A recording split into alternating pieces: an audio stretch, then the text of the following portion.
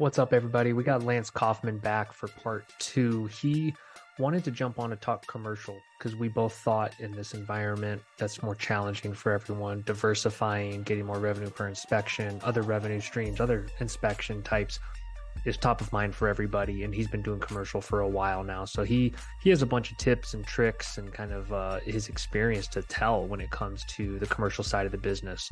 Because I know this winter and all of 2024, everyone should be thinking a lot more about how to squeeze every last bit of revenue out of every inspection, different inspection types, other services you can add for your clients. So Lance is great when it comes to all that and just a great all around person. So hope you enjoy the conversation, and we'll be putting out more episodes soon. Thanks.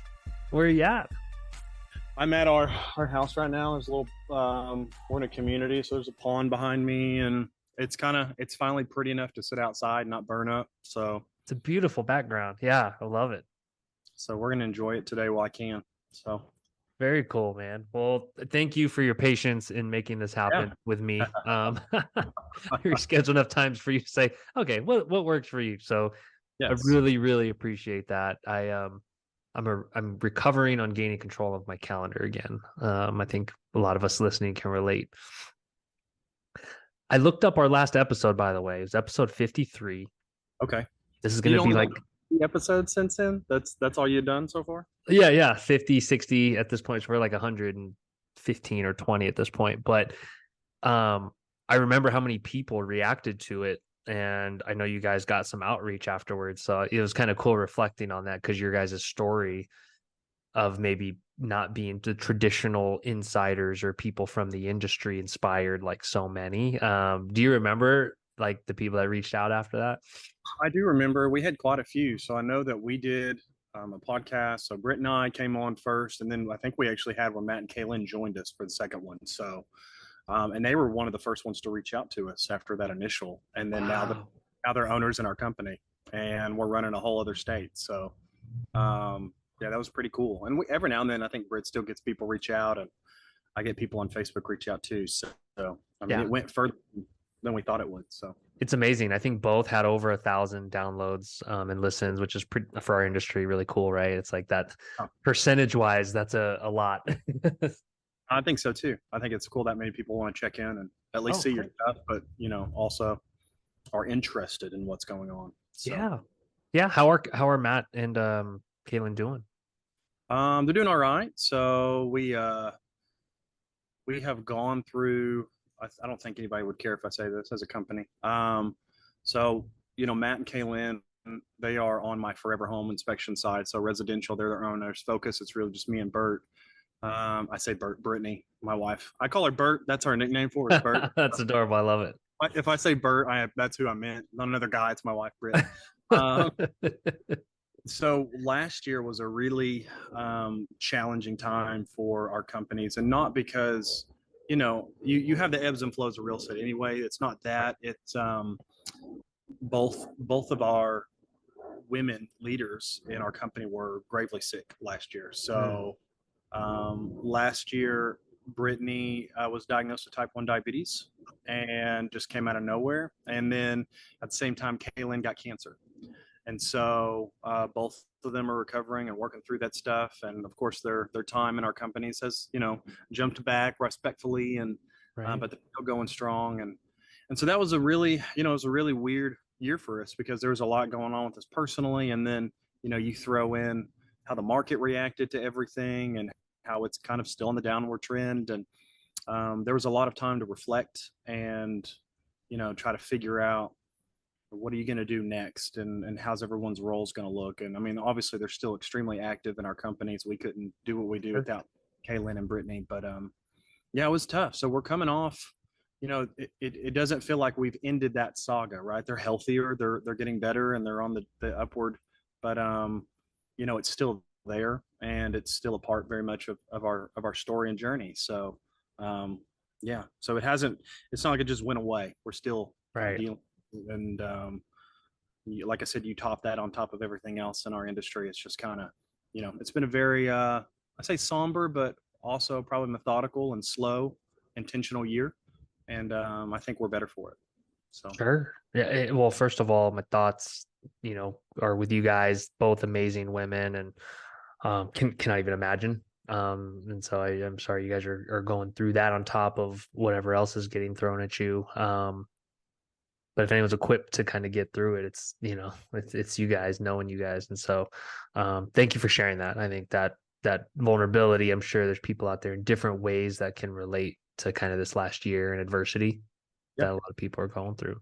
yeah, absolutely. I mean, there are several home inspection companies or, inspection companies in general that are large groups. And so they're running more like a big business. But a lot of us, even though if we are businesses, we're still small business. Sure. And, you know, it's one of those things, if you just go to work 8 to 5 for a big company, right?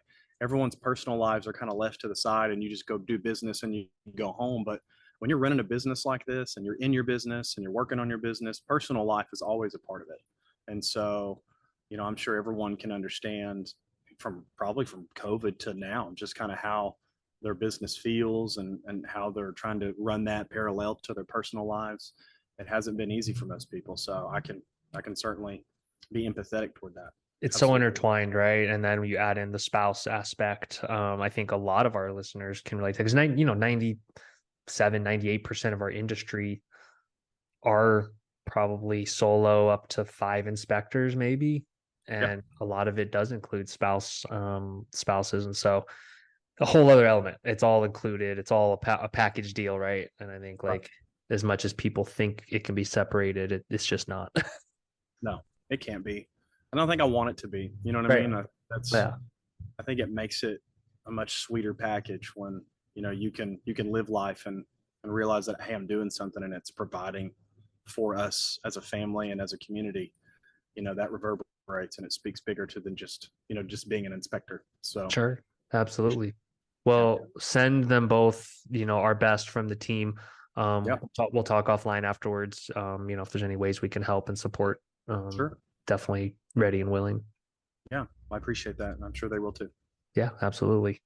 Um, I know you wanted to talk some commercial, so shifting gears. It's a relevant topic, I will Yeah. say. I think the word Okay. commercial has come up, and I've heard it more in the last year. Okay. Probably I did in the prior 5 years, which Wow. Okay. is a shift in what people are thinking about. And so maybe we can just let's define it first for people, because I think some hear commercial and think it's these skyscrapers, these huge buildings downtown. Yeah. Absolutely. Y- Go ahead. I'm sorry. Yeah, how do you think about commercial? What was kind of your intro to it, or kind of like what got you kind of thinking about this in the first place? Yeah. Absolutely. Well, back around 2018, um, we started getting calls for individuals wanting us to do commercial properties. Hmm. And it wasn't just like a small quadplex or something like that. They had, car washes and offices and all this stuff. And when you start becoming more well known in the community as a home inspection group, everybody starts just looking to you and inspections regardless. And so, I realized that there is no, if you will, license or technical certification one has to have to be a commercial inspector. Right. And so I did not feel comfortable though doing them because I really didn't know much about it. I had done some stuff, but not enough to, I feel like, provide good service to my clients. Right. So we started figuring it out, and that was around the same time that Internachi, started CCPIA, Right. and I'm very much a big part of that. And I took I think I was their first one of the first ones, if not the first class that they taught on how to be a commercial inspector. Oh, I, sweet. I went up to Boulder and took their class. And then Brittany was sitting at a coffee shop down the street in Boulder building our website at the same time I was taking classes. So if anybody knows my wife, that's who she is. And she was already figuring out how to make it work with Spectora, how to make it work on a website. And it helped that we already had Forever Home going. Yeah. So we had an understanding and a baseline. But I graduated from that class and she put everything online. And literally the next week, we were getting calls for commercial. And so we realized it was really a niche market where a lot of people weren't fitting because what people, like you said, commercial, I think they think it's these big, massive buildings, and it is, and we do those buildings, but it's really a lot of small office buildings or maybe small apartment complexes. I mean, there's 100 different styles of building that one would incorporate as a commercial. Um, what I realized is you have, and this is not to downgrade home inspectors who can do commercial, because there are home inspectors who are extremely knowledgeable, that have far more knowledge and experience than I do, that can do a commercial building. They just do residential. Hmm. But you had these residential inspectors who did light commercial. I don't understand what light commercial is. That's just the vernacular they Yeah. use. And then you have these large due diligence or engineer type firms who are doing these big technical ASTM vernacular inspections. And there's a big middle gap. And I realized that, hey, we could fit into that really easily, that gray area. And the majority of our clients are, you know, people who want to start a business and they have no idea how to manage this building. And I realized that there was a much greater need to be a business liaison and partner than there was just be an inspector. Mm. Whereas home it's schedule, inspection, report, next, rinse, repeat. And commercial, it's not like that. Sometimes you'll do one quick and be done, but a lot of times I end up being this trusted third party that sits at the table, if you will, and helps them better understand, here's the process, here's your building, here's your bottom line. And I found that that was very beneficial. And then a lot of people weren't doing it, and it wasn't hard to get started doing that. So that's really how Focus got started. And then, you know, what I love about commercial is there's no emotion, it's all money. And so, whereas residential, it's all emotion, it's very personal. Right. You know, commercial with wonderful, and I thrive in that arena, but also in commercial, it's like, hey, we need a service. It's going to cost this much, and we need to tell you how much we have to spend on the back end to make this building profitable. And like I said, it's very, very business, and I realized I liked that a lot. And so, putting our experiences from residential over to commercial, it didn't take much to jump that gap. And you know, and then having something like CCPIA was extremely helpful, because there are multiple people within this space that want to be helpful, that want people to grow and be successful. And that's kind of where I got to where I was with CCPIA. So, okay. So the training you found very helpful in understanding these different building types, like a car wash or a small office building. It was kind of catered to that. Yeah, it was. So, I mean, it discussed the systems differently, right? So, when you come from a small electrical system up to, you know, a big 3, 4 phase type system in a building, or just the equipment and everything is really different. A lot of it's kind of similar. And so it's helpful to have that base knowledge, but, you know, it is different, and then how it's applied is vastly different. So, it was helpful to get started on that. But just like anything, you only get just enough to get going. You have to be hungry to want to learn more. And Learn on the so, job. yeah, and that's really what separates you, is how much are you willing to learn and Sure. get interest. Yeah.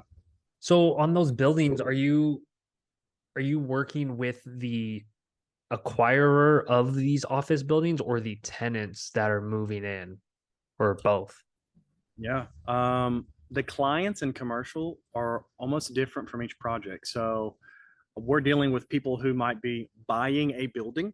Mhm. We might be working with someone who is leasing a property, right? So maybe they're getting into a triple or double net lease, and they need help navigating that and inspecting it and then presenting that back to the building owner. We do a lot of inspections for, like, for example, we work with the Catholic Diocese. They have close to 400 properties all over Oklahoma, and they just want maintenance inspections. They want to know, hey, Sure. here's all these schools, here's all these churches, offices, rectories, whatever. We need to know yearly, what do these look like? And how is that going to be profitable for us? And what do we need to be expecting on a maintenance side? And so that's the good thing about commercials. You really can make money doing almost anything when it comes to a Right. building, as long as you kind of know how to speak to someone, or know what you want to do. It's much easier than residential in that regard. Yeah. And is there more, I guess, expectation, or even, I get, for lack of a better term, like less worries about liability, because these people do want some guidance on maintenance or what to expect on costs? Like, does it feel, do you feel like there's more leeway there, and trust, I guess? Because I know in residential, sometimes everyone's like, oh, I don't talk about cost to Right. remedy. Yeah. Commercial is certainly not as litigious as residential is. Right. Which is Absolutely amazing. not. Yes, it's not.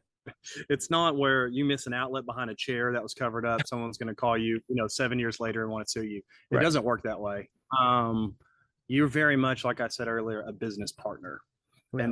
And that's how you sell yourself. You sell yourself and your service as I'm a business partner with you, and we're going to work on your bottom line together. And so I think in that regard, it is vastly different and it's easier to navigate because, yeah, when someone reaches out to you, they have a definitive need, and it's, I have a building and I need to make money in this building and I need your help. Mm. Where it's different, obviously, on the other spectrum of it. And there's a lot of communication that one has to learn, and I just learned that from being in the field and messing up and hearing people talk about it and asking a whole bunch of questions, because I realized, again, in commercial, which surprised me, I thought it was going to be more difficult. On the residential side, it's weird being a home inspector because you're selling your goods to agents and they're not buying your goods. Right. Right. You're working real hard to get these agents on board. It's like they're not the end user of your product.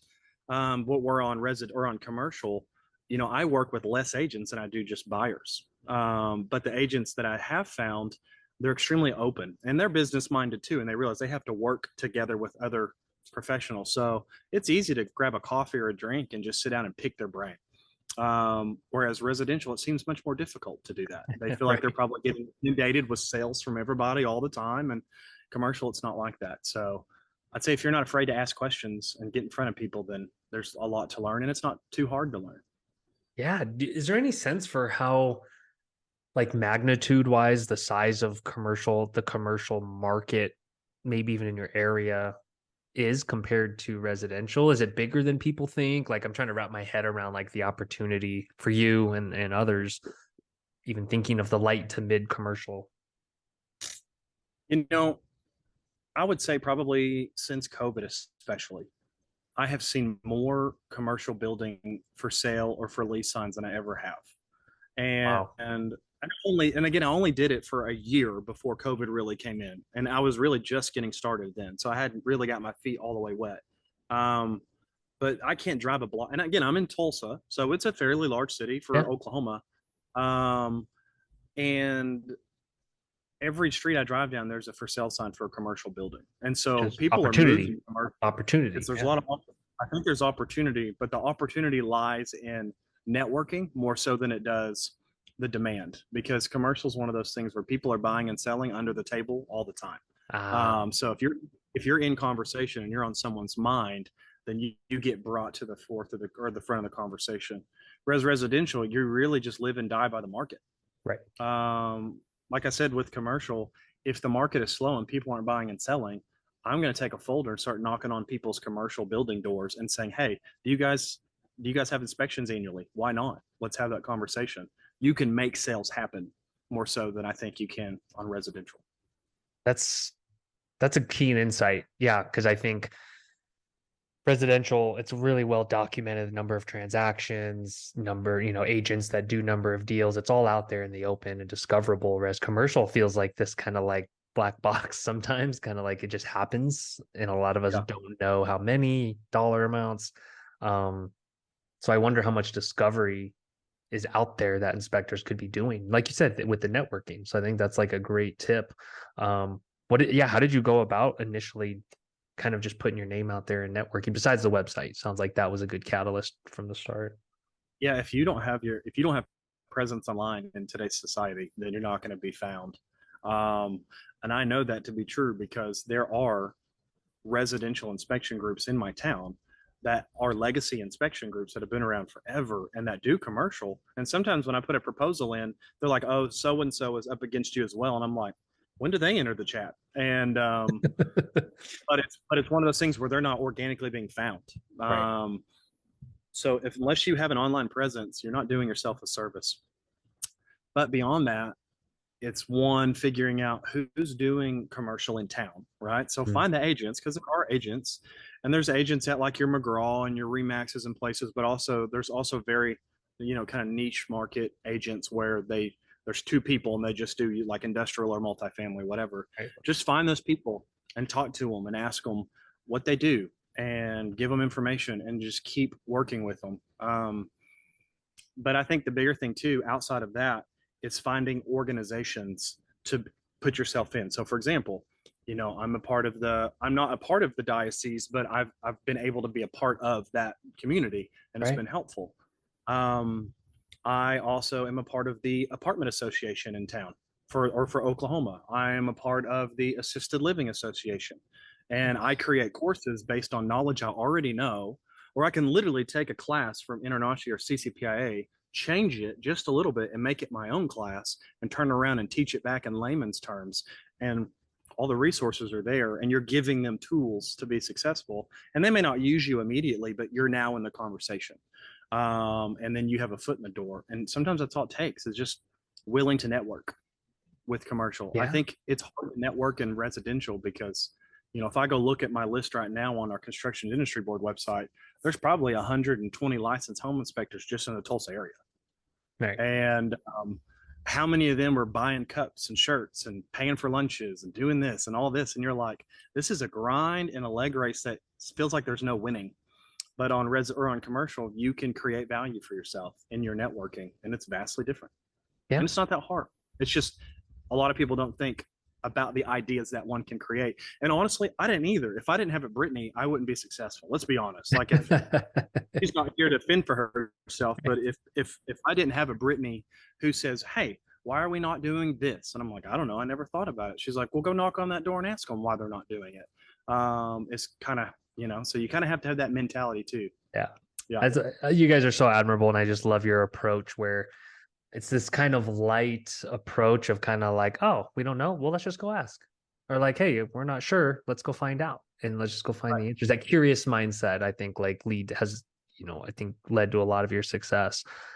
You mentioned annual maintenance inspections. So these types of relationships, they almost, maybe not for insurance or liability reasons, but are more open to the recurring relationship. Whereas residential, we've never cracked that as an industry, right? Like it's so hard to get a homeowner to care to do an annual. Right. Or to spend, $200-300 just to do a walkthrough. Yeah, it's one of those things. Like, for example, I'll give away some of my secrets here. With like apartments, right? It's really hard to do. If anyone's done an apartment, and I mean, we're doing, 1, 2, 300 door apartments, right? Mhm. There's 6 buildings, whatever. It takes a long time to do that project.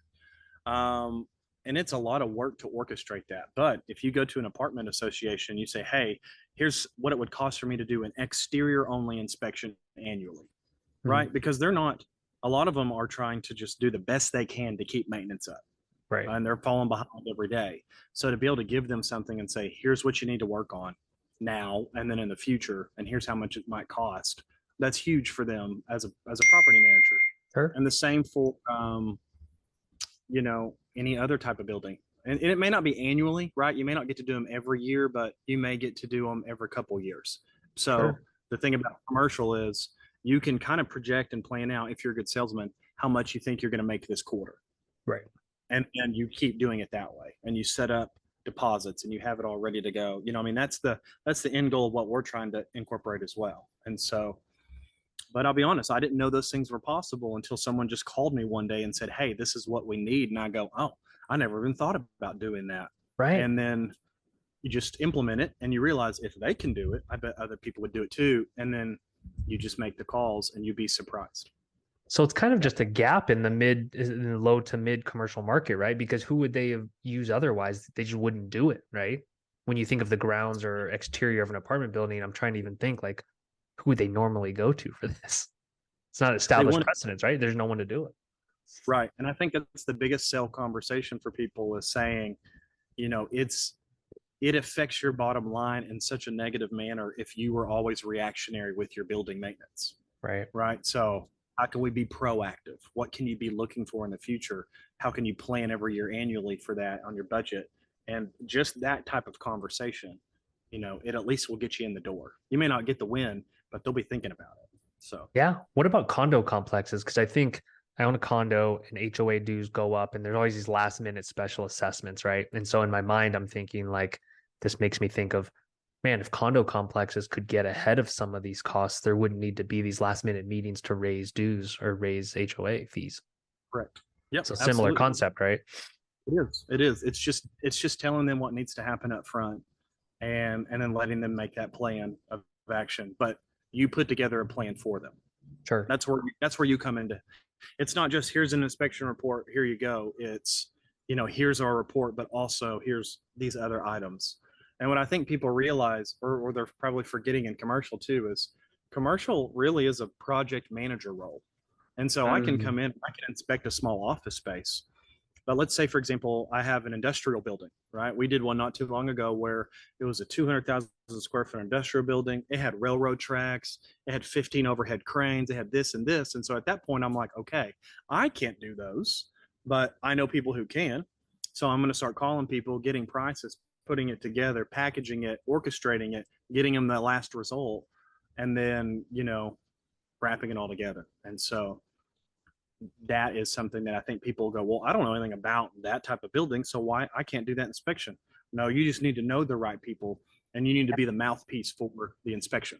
So, oh, there's so much value in that. And I love that you framed it in that way because look, everyone faces imposter syndrome on some level, but to be the person that quarterbacks it and makes it happen and just makes connections, that connectors to me have so much value in this world in terms of just connecting people. So sometimes will they ask you like, hey, HVAC person, do you know someone, you recommended XYZ.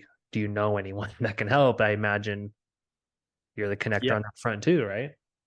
yeah. I mean, and you can do that, even in residential, right? If you go to our website right now, we have a preferred vendor page that we have all vetted, and we put all their information on our page. And great, it's backlinks and everything too, but it's, that's information's great. But on the commercial side, we take it one step further. So, and this is what I'm teaching at the Internachi conference in like 45 days. Good God, that's happening now, anytime Yeah. now.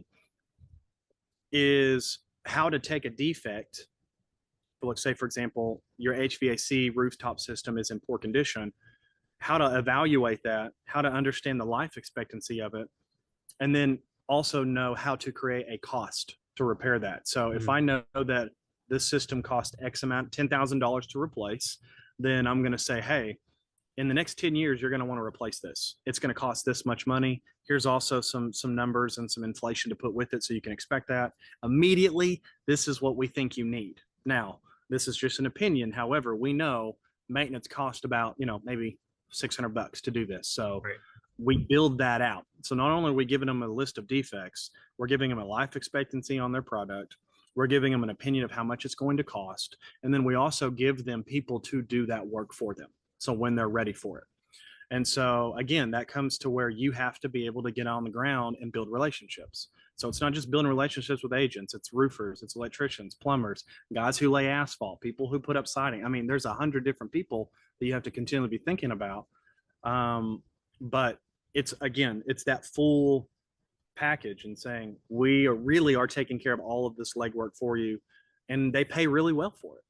So for the most part, I mean, you make a whole lot more money in commercial than you do residential if you're doing it right.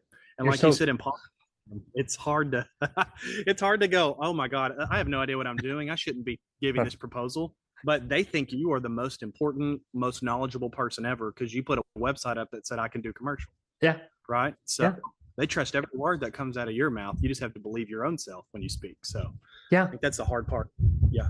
And I said differently, I think to be in your shoes, you don't have to know it all before doing it. You just have to have the time and foundational skills to know how to go research and find the people because the building owner, whoever runs the diocese, they're not going to go do this stuff. They don't have the time or expertise or knowledge. And so they are paying in a sense for your time to build those relationships and to connect people. And so I love it. To me, when the way you worded that, it adds so much value. And that's all I hear is like the easy button for people, and people will pay well for the easy button. What do you, so many inspectors still are so fearful of adding this much value for some reason in terms of liability. We're a liability conscious group, right? Let's just say how it is. I think, do you believe the fear of getting sued is overblown when it comes to providing more value in terms of costs? Because the typical response is, oh, what if I say it's 900 and it's $901 and then they sue me? Right. Well, and that's the thing too in commercial is when I give them a cost, it is what it's going to cost normally at a high rate and at a professional rate. Right. And that's also when you use the right vernacular. Again, when I say this is a professional opinion of cost, right? So nationally, if someone were to replace this rooftop unit, it's going to cost between this and this.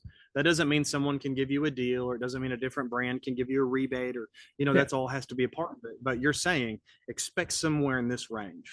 I think what ends up happening in residential is you do your inspection and they go to the TRR period and you say, hey, you need a new electrical panel. It's an old recalled panel. It's about, $1,500 to replace or whatever. And Chuck in a truck does it for 600, right? And so it's like everyone's always trying to make a deal and make it cheaper and get quicker. And I think, in residential in general, the way we're building houses, the way we're operating, it has that feel, right? It's Yeah. quick and cheap and let's get it over with. And it's not like that in commercial. They have to plan and they have to be ready for it. And they know, hey, you're buying an old building. So if you don't replace this system in 5 years, you don't make money. Right. So they're like, well, how much is it? 3,000 today will guarantee I make 100,000 next year. So we're going to pay the 3,000. It's Yeah. again, it's just a different mindset. And you also have to put yourself in that mindset. And that's hard. I think that's the hardest thing. It's like you said, you have to remove yourself from residential and everyone wanting to sue and everyone, being over the top in response and just saying, no, this is a business deal. This is not, a personal purchase. This is for them to make money. So Right. they're really going to rely on you in a much different sense. Yeah. And even having been a realtor in the residential space and talking costs and estimates with people, I still think you give ranges, you explain the context with the ranges of saying this is the mid to high quality provider. Yeah, you may find Chuck in a truck to do it for 200. That's not what I'm giving you the range on. And disclaiming things properly. And I think like the communication part is I think what our industry lacks. I think and that's where the fear comes in of like, yeah, you just give someone a number and walk away. Of course, there's going to be room for misinterpretation. Yeah. Well, I mean, I think of the program Repair Pricer, right? Mhm. I think it's a great program, and I think it's great to be able to say, hey, here's all your defects. They're going to put numbers to you together and give it back to your client and say, here's maybe what you can expect in repairs. What ends up happening though, and what I found to be difficult is they take that list, and for some reason in residential, that is like the end all be all list, right? They're like, my inspector said this will cost $200. And they're like, well, actually, it's only like 100 locally. They're like, no, it's got to cost two because he said that's the best. And so Right. I'm not paying. Or they're like, well, it's actually 300. They're like, no, he said 200, and I'm not getting anyone that doesn't do 200. And I don't want to have to put that really difficult conversation on a realtor. And you can speak better to this, where it's like that juggling act of, I Yeah. know he said this, but I don't really have to deal with that in commercial. Yeah. So Beautiful thing. yeah. And that's why, I think it's a good service for general directional guidance, but nothing beats 3 quotes from 3 people on the ground that are actually going to take the job or not. And that's where that'll, to me, always be undefeated. And so to me, connecting people to the pros that are high rated, because that's real time supply and demand. I think algorithms they have limits as to the data Yes. that they're all pulling. So that's where I'm hopeful for industries like this, where I'm like, that'll never go away. Like me talking to you and asking how much you'll do it for next week. No AI, we'll do that.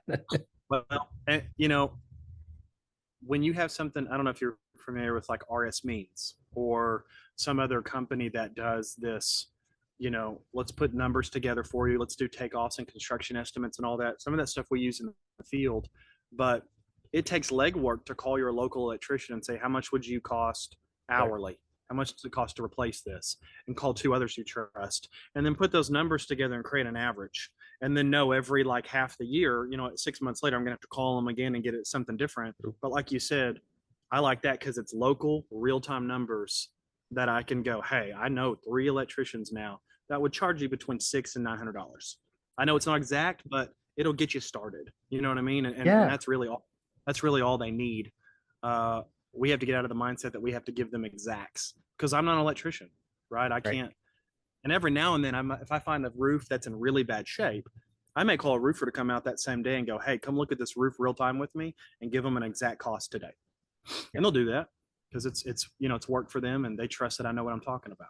So I like the point on not exacts because I think we all tend to forget the average buyer needs just a nudge in the right direction. And that's super helpful, because I've heard some inspectors say, oh, how helpful is that? Just pointing them in the right direction. I'm like, very helpful to a millennial that doesn't know, doesn't know anything about homes. yeah, yeah. Just tell them who to call. I think more than ever, buyers need to kind of be handheld and they will pay more, is my thought, for some guidance. Well, and that's something I love about Spectora, especially with some new stuff where I can go in and I can add professionals to my defect, right? And so you Mhm. can go in and manipulate that list and you can add them to it. And we're working on that right now on our reports to have, here's the issue, here's who to get a hold of, and then we can drop a link back to our website with those third party people. Right. So we can get people back to our website and show them what the work we've been doing. Because Kaylin works really hard to put those people together. And so I want people to know we have a great vetted list of people, and that we can implement that into our report too. So, like you said, I don't want that ever to go away, and I don't think it will, not for some time. So, Yeah. The unless way AI starts with concrete, I don't know if that's ever going to happen. So, I right, mean, right. if that ever happens, yeah, maybe we're in trouble. But And I think whether no matter how inspectors feel about monetizing the work, the relationships and the connections they're making, I wholeheartedly believe there's value in that. And I think whether it's through advertising through you guys or on a lead basis, whatever it is, I do believe there should be a way in every state that payment can and should be facilitated to the people that are the connectors and drive the value. And to give you my back, context on that, like in any other industry, the people that generate leads or connect people to others typically get compensated in some way for it.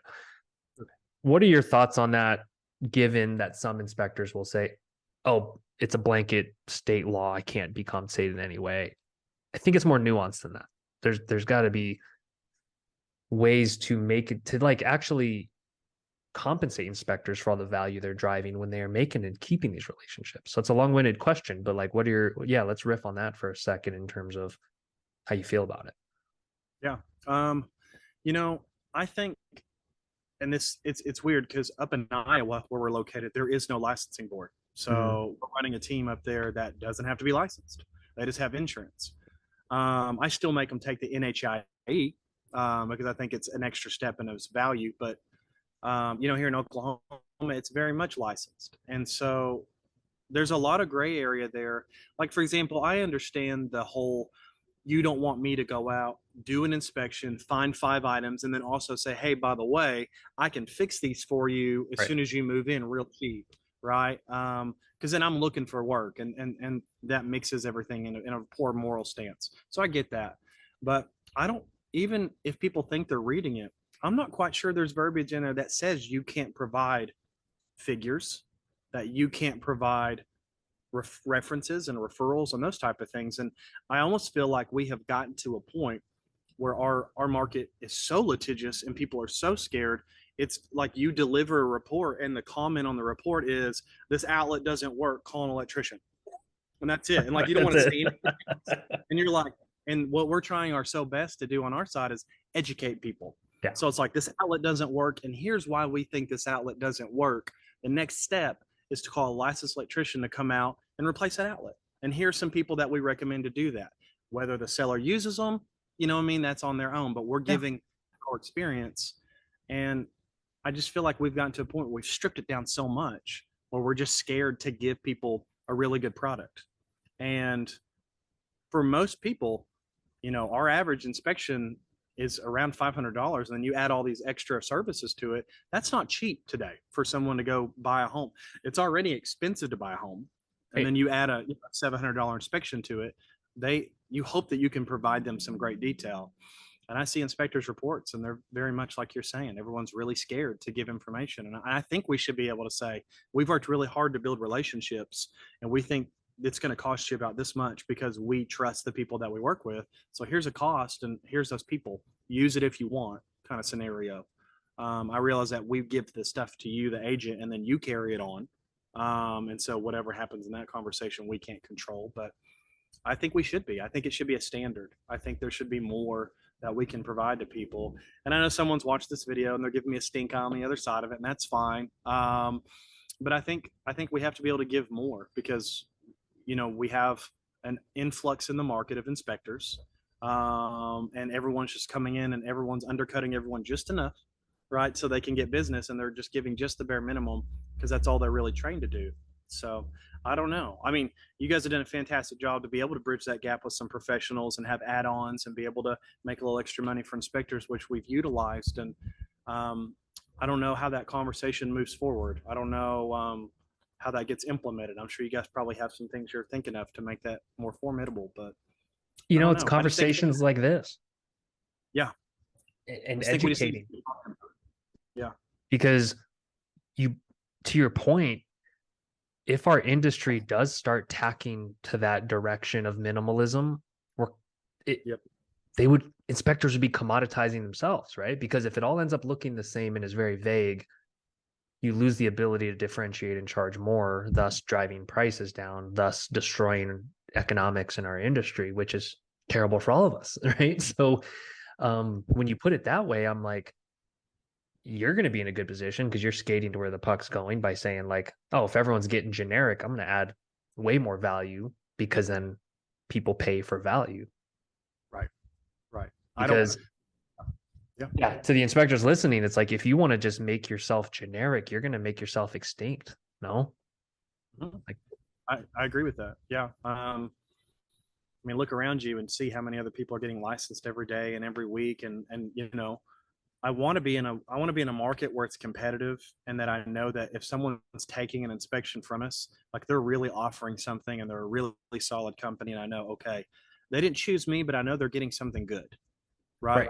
right. What gets us upset is when we know that we're just getting picked apart because you turn around and now there's 50 more licensed people and they're just giving the bare minimum, and they're just that's what the market tastes like now, and that's what's expected. So I don't know. I think it's a conversation that continues, and we have to figure out how can we provide more to our clients. What education can we get? What conversation should we have? How can we better ourselves? Because we are generalists, and that's hard. Yeah. That's hard to be a generalist, right? And that's the thing that's foreign to me is when I take the generalist mindset in residential, but then I move it over to commercial. And commercial, that's held with esteem. They're like, yes, you are a generalist. You know everything about this building, and we need that. We need So that. who do we go to? Right? And over on residential, it's like, yeah, you're just a generalist. One of the things that bothers us so much, and this is any inspector, they'll say the same thing, is they do their inspection based on the SOP.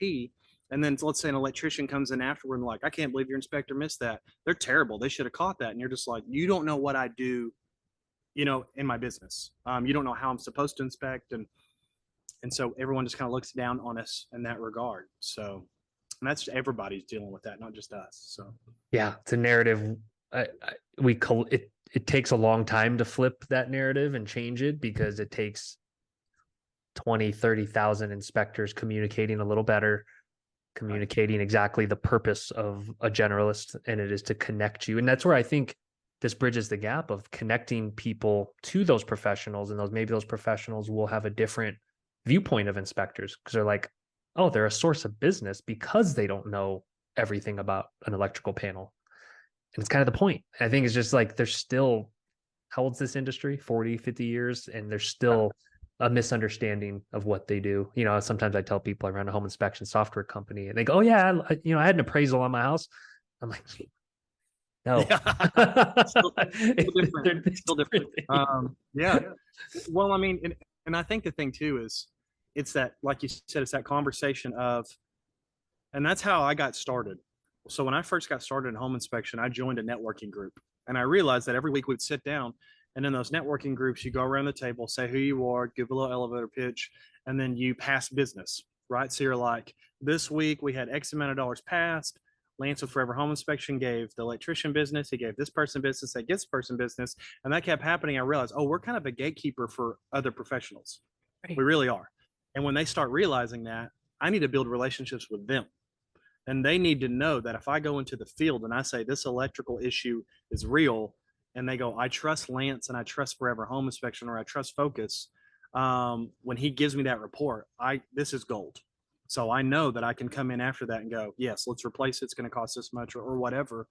What ends up happening is, again, it's one of those things where like, hey, my outlet tester didn't work. You need to get an electrician to come look at it. Right. I think it comes to us where we have to educate ourselves better.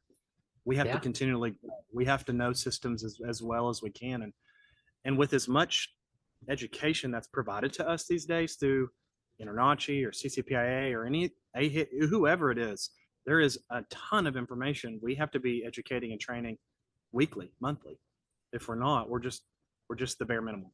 So, and that's what people are getting, and they're frustrated with it. So This might not be a hot take, but it maybe a medium hot take. I think in the next 5 years, the companies like yours that have this mentality are going to just all the value is going to accrue to them, and there's going to be a lot bigger, small to mid-sized multi-inspector companies that grow as a result of this as a base and a foundation because of the differentiation. And then all of the kind of vanilla generic ones, they'll pick off all the $200 $300 inspections and maybe limp along. But I really believe there's going to be some like great size companies, even maybe very profitable 5 inspector companies. You know what I mean? Like you might have 5, 10, 15 people, but run a freaking great operation that's really profitable. And that excites me. well, and I mean, and, you know, we're not without our challenges, right? Like we feel the market like everybody else does. You could be a wonderful company and 100 other people show up on the scene. You know, like you're not going to get the same amount of inspections every week. Everyone's going to be picking out your profit, and you have to figure out, well, do we just sit in that and just deal with it until those people are gone? Because they'll go away eventually. Some of them will. Some of them will rise through it. Or are we going to differentiate ourselves and be better? And then people are going to go, I remember Forever Home. I remember the value they provided. So that's what we're figuring out now too. You know, I don't want people to go, man, they're just, you know, making millions and millions and millions and they're growing to the top. I mean, we're growing, but we're also still a small company and Yeah. we still have the same challenges as everyone else. And so I think that's why things like Empire Builder and stuff can be great to be able to bounce ideas off people. We're not a part of it, but I know people that are and they have benefit to it. But I also don't want to be an enemy to other inspectors. And I think that's why I like on the commercial side being able to teach to commercial inspectors, right? I'm one of the very first people in a group. There's only about 4 or 5 of us that I know of that are a part of CCPA that are teaching to inspectors on how to grow your business, on how to take this information and run. I want us to be an asset to one another rather than everybody is every man for himself, because that's kind of how it feels. And Sure. so in any good market, there's plenty of business for all of us. If you're good and you know what you're doing, there's Yeah. enough for us to be, you know, growing and helping each other. Because if there's 5 people who are in close contact with another 5 companies, and you guys are doing really good and you're growing and you're bouncing off each other, then that's your competition. And you know, my competition is solid. And all these other people won't last as long as we will. It will always be us at the top. And there's plenty of pie for everybody at that point. So I think that's what we have to go for. Could be Great wrong. mentality. Yeah, the co-opetition. The pod I just published was 2 inspectors in the same market, different companies that consistently collaborate. They're consistently competing with the same, agents and brokerages, Yeah. but they've both grown and they both are taking market share from kind of the legacy competitors that are not really competing anymore. And it's a different mentality when you say, hey, if it's you and 2 other really high quality companies on the list, guess what? You're all charging what you're worth and more value will accrue to you. I have a question for you. So you're so giving, you've been on the pod, 2, 3 times by extension. What what do you get from sharing this knowledge? Like why? Why do you do it? Um, there is something about it's something that I wish I had when I got started. Mm, Uh, you know, when we got started, I think of myself as an inspector when I got started in 2017, and I am not the same human that I am today. I'm not the same inspector that I am today. If I go back and look at all those old inspections, I go, who was that guy doing inspections, right? Like, I wish I was today, but everybody has to get started. sure. Um, and I wish that I had those people to go to and ask questions. And because when I first started, I reached out to some inspectors in the field and they really didn't want to talk. It was kind of like you know, you're my competition. Let's not get into conversation. as I've gotten older and I know there's, a handful of people that I trust in the community that are inspectors, we built better relationships. And, I may not always be an inspector, but I always want to be able to do what I'm doing in the capacity of teaching and learning and giving that information back. That's not to say, if CCPI International said tomorrow, hey, we're going to make you the director of education, come take over, right? Like that would be something that would be a dream to be able to give that all Sure. that information back to people. And so that's how I want. And it's been tough because of our personal lives over the last year and how business has been going.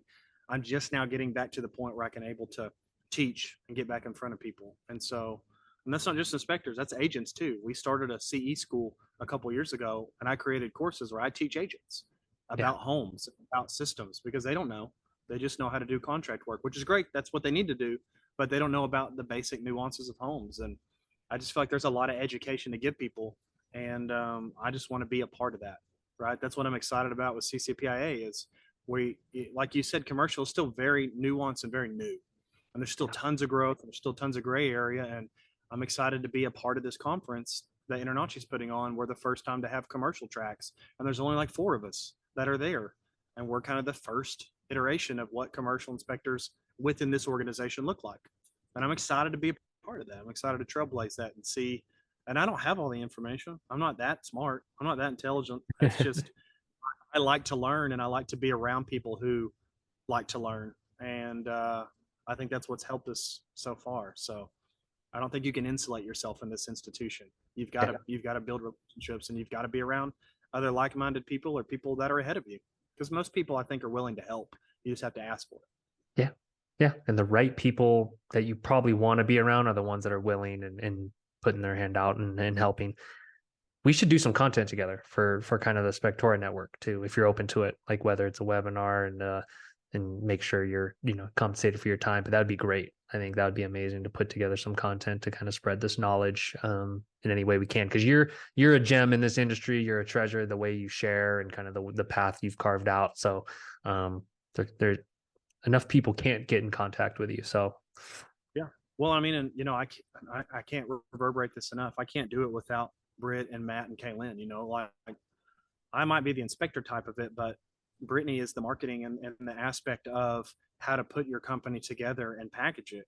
Matt is he is the finance guy and the company organization guy. Kaylin is the HR and the salesperson. And it's like we all have such a unique skill set and it works together.